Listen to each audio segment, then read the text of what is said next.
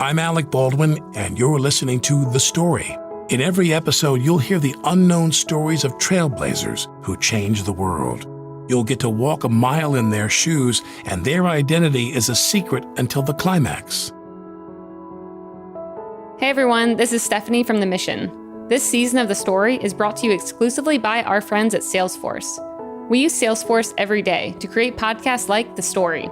Learn why 99 of Fortune 100 brands partner with Salesforce and see their products in action at salesforce.com. This is the story about an Air Force Master Sergeant who needed a change of scenery. Today's story is called There Are No Mistakes. And now, on to the story. It was 15 below zero, and two airmen raced through the Alaskan wilderness.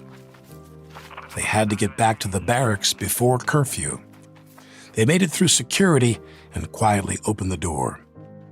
As they walked in, a dark shape emerged from the shadows. It was their 6'2" Master Sergeant. A second later, he was in their faces.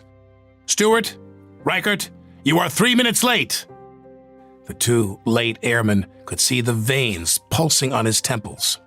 The Master Sergeant pointed a gnarled index finger directly at the terrified 18-year-old airman.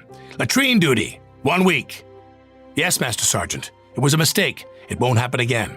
He snarled back, "There are no mistakes." The Master Sergeant turned, walked back to his office, and slammed the door. The two young airmen sulked away. Inside the Master Sergeant's office, his commander couldn't stop laughing. "Bust him up, Bobby is at it again," said the commander.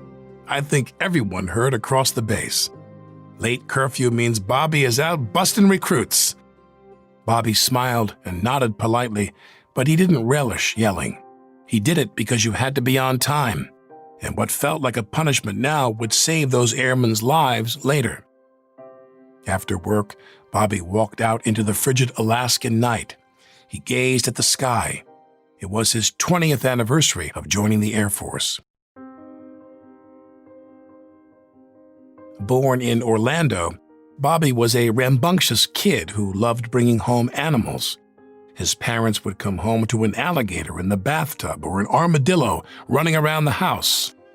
During Bobby's freshman year of high school, he dropped out to work alongside his father, who was a carpenter. After losing the tip of his index finger to a saw blade, Bobby decided to put carpentry on hold. He enlisted in the Air Force and was shipped to Alaska, seeing snow for the first time in his life. And now, 20 years later, he was retiring from the military to follow his true passion. He wanted to be a teacher. Over his career in the military, when he had time off, he was always learning new skills. When he found one he liked, he would take a class at the local United Service Organization to go deep. But he was never satisfied with his instructors who taught too much theory and not enough practical application. During his lunch breaks, he would go home, practice the new skills he was learning, and sometimes bring a few of his creations back to the base. He learned to work fast, something his teachers never encouraged. When he started earning more money selling his creations that he was making in the military, he knew it was time to go full-time. One night, while he was watching TV, he was inspired by an expert who had a different way of teaching. Now is the time, he thought. Bobby had his retirement money from the Air Force coming, but he needed another income for his family, and this was it. He packed up his family and moved back to Florida to seek out the teacher he'd seen on TV. After a brief meeting, the teacher hired him, and Bobby got to work at his second career. He became a traveling tutor and excelled. He focused on getting his pupils to believe in themselves first. After that, he taught them how to do things fast. It worked. One of his pupils was mesmerized by his unique teaching style and came to him with a business proposition. She thought he could run his own company and teach thousands. She believed in him so much that she invested her family's life savings and convinced Bobby and his wife to do the same. A new company was born, and it was an immediate failure, losing $20,000 in the first year. Bobby was crestfallen.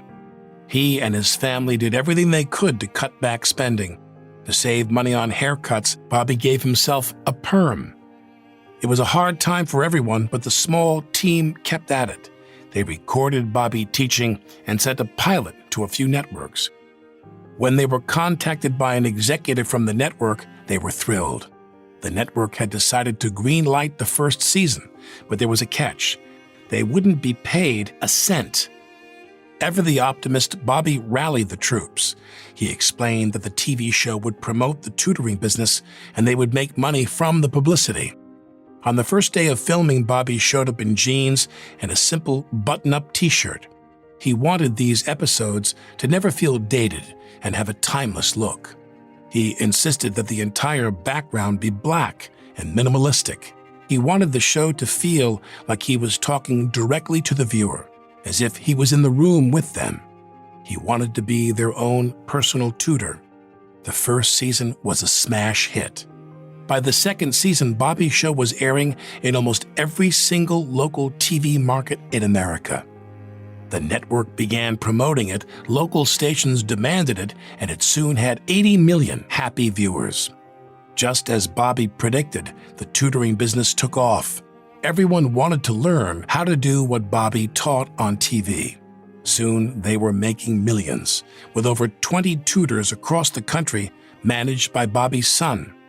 As the years went on, his perm grew out of control and into a full-on fro. He couldn't stand how long it was, but his producers insisted that he keep it. The hair had become part of his brand. You could say that growing his hair out was a mistake, but he would tell you there aren't mistakes, just happy accidents. When he was leaving the military, the 6'2" Master Sergeant, nicknamed Bust-em-Up Bobby, vowed never to yell again. He made good on that promise, and his newfound calm and reassuring voice made his show a hit. The Joy of Painting became one of the most popular shows of all time. It featured Bobby painting with his now popularized wet-on-wet technique. He would create an entire painting in 26 minutes, full of happy little trees and fluffy clouds. Bobby is, of course, Bob Ross. Bob Ross changed the way the world viewed painting and art. Bob was famous for saying that we show people that anybody can paint a picture that they're proud of. The Joy of Painting ran on PBS for 11 years until Bob's untimely death at the age of 52. Bob Ross did the public access show for free. He created thousands of paintings on the show and never sold one. He donated them to the PBS stations for their fundraisers. After ensuring they delivered an enormous amount of value for free, the Rosses managed to build a thriving business. The 8-figure business they built included over 20 instructors teaching others the Bob Ross method. Not bad for the former Air Force Master Sergeant, who started painting on novelty Alaskan gold pans during his lunch break and then selling them in the afternoon. When Bob was asked why everything in his world seemed so happy, he responded, "That's why I paint. It's because I can create the kind of world that I want. I can make this world as happy as I want. Shoot, if you want bad stuff, watch the news." Bob is an inspiration to millions, and his work lives on to inspire new generations of painters every year. His timeless look, signature smile, and reassuring voice taught us that we can create anything in this world, and there are no mistakes, just happy accidents. That's his story. What's yours going to be?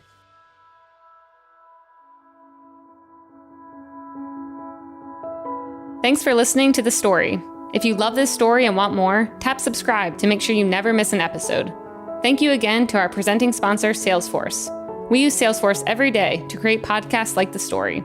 Learn why 99 of Fortune 100 brands partner with Salesforce and see their products in action at salesforce.com. The Story is created by Mission, a veteran-owned media company and podcast network. To get more stories like this one, you can subscribe to our daily newsletter at mission.org. Mission creates custom podcasts and original content in partnerships with world-class companies like Salesforce.